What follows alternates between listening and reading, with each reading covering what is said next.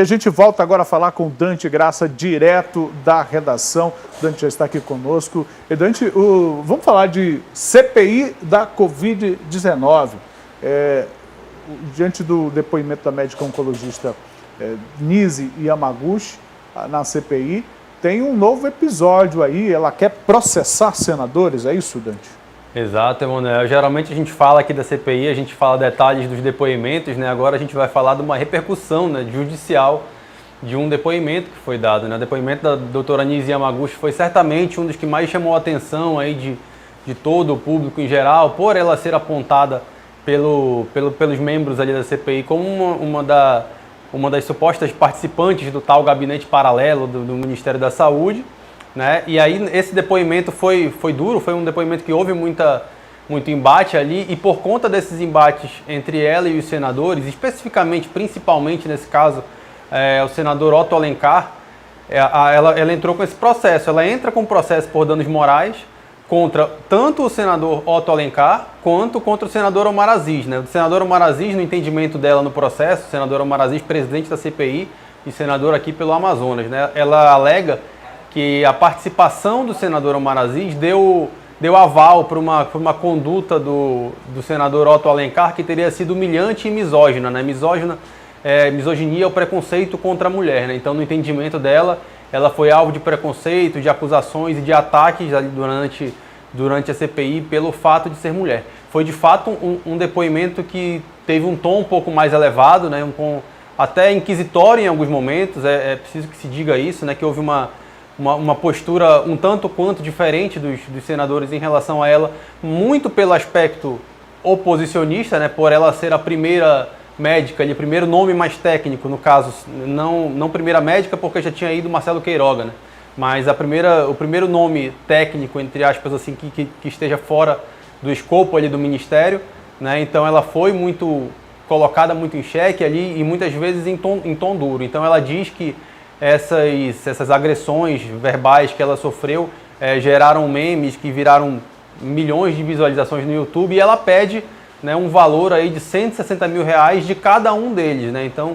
R$320 mil em danos morais, 320 mil que podem chegar em correções a 360 mil, segundo os advogados dela, 180 mil de cada um. Ela se propõe aí, logo no processo, a fazer a doação desses valores para instituições que cuidam de pessoas com câncer. Ela é oncologista, né? A especialidade dela é justamente cuidar de pessoas com câncer. Então ela está com essa postura, entrou com esse processo e pediu, inclusive, que os autos sejam remetidos à Procuradoria-Geral da República para que ela analise se os dois senadores não incorreram na lei de abuso de autoridade, né? Que aí caberia a PGR fazer essa autuação por conta do foro privilegiado que eles dispõem. Né? O senador Omar Aziz deu uma entrevista ontem à CNN Brasil, na qual ele falou sobre essa situação. Ele disse que estava muito tranquilo em relação a isso. Segundo ele, todos foram tratados de maneira igual ali na CPI, e disse que ela tem muito mais a explicar do que ele. Né? Ele citou o exemplo dela ter dito que foi 3 vezes a Brasília, sendo que a CPI encontrou documentações de 13 viagens da doutora Nise a Brasília para reuniões com o Ministério, e segundo ele, 8 delas pagas em espécie, né, com dinheiro vivo. Então, segundo ele, ela tem muito mais a explicar do que os senadores, e ele disse que vai responder na medida do possível.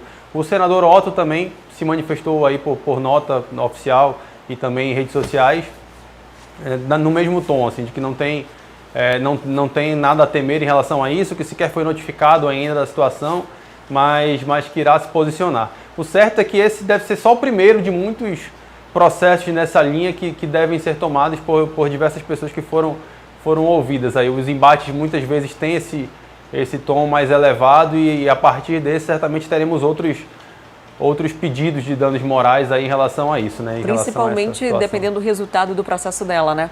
Exato. E é um direito Exato. Que ela tem, principalmente por ter se sentido ofendida. E realmente, se a gente levar em consideração os depoimentos que já tinham sido prestados até a chegada do depoimento dela, foi um depoimento diferente. Foi um depoimento que teve uma repercussão maior, que inclusive gerou muito meme, gerou muita repercussão de fato. É um direito que ela tem porque é uma profissional de saúde que acaba tendo a imagem prejudicada diante disso. Então ela tem o que explicar, mas ela também tem direito de buscar essa reparação se sentiu de fato ofendida a esse ponto, né? Exato.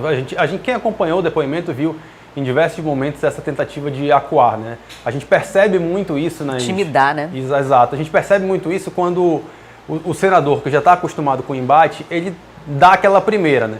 Se a pessoa reagir mal e der uma, né, dá uma refugada ali, digamos assim, tem acontecido essa postura cada vez mais forte. E foi isso que aconteceu ali, né, nesse depoimento da doutora Nise, independente de qualquer questão técnica, de qualquer equívoco colocado ali, né, independente do fato da defesa de um medicamento que não serve para a Covid, como, né, a ciência já comprovou, nada disso justifica um tratamento desrespeitoso, né? Acho que todo mundo que está ali merece respeito, uma mulher merece respeito, né? Uma médica merece respeito. Então, se ela entendeu isso, é um direito que deve buscar reparação judicial, e quem acha que ela está equivocada, que faça sua defesa e se coloque lá, né, até porque na esfera legal. Os próprios senadores dão exemplo de que judicializam tudo, né? Exato. Até questões que deveriam ser resolvidas no parlamento são judicializadas. Essa própria CPI é um exemplo disso, uma CPI instaurada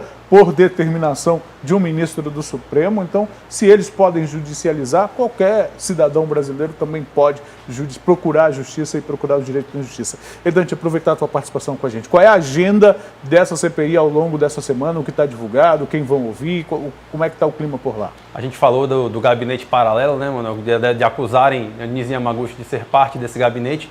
Essa semana vai ser o foco da CPI, vai ser o gabinete paralelo, né? Aquele gabinete que, segundo as investigações da CPI, determinava as ações do Ministério na época do ministro Eduardo Pazuello. Serão ouvidos aí o Felipe Martins, assessor especial da presidência, e o deputado federal Osmar Terra, né? O deputado federal Osmar Terra, que é médico e que, curiosamente, nesse fim de semana, e de maneira surpreendente até, né? Ele que depois logo no começo, ao longo de todo o transcurso da pandemia, dizia que os números seriam baixos, que poucas pessoas iam morrer, dizia que a H1N1 era parecida com a Covid. Agora, nesse fim de semana, ele se manifestou, inclusive, fez uma publicação em relação aos 500 mil mortos, citou a própria experiência dele de ter entrado numa UTI por conta da Covid. Então ele, que é um dos membros ali colocado, foi chamado de padrinho, né, pelo presidente Jair Bolsonaro, numa dessas reuniões ali em Brasília, que segundo a CPI seriam esse gabinete paralelo reunido, né?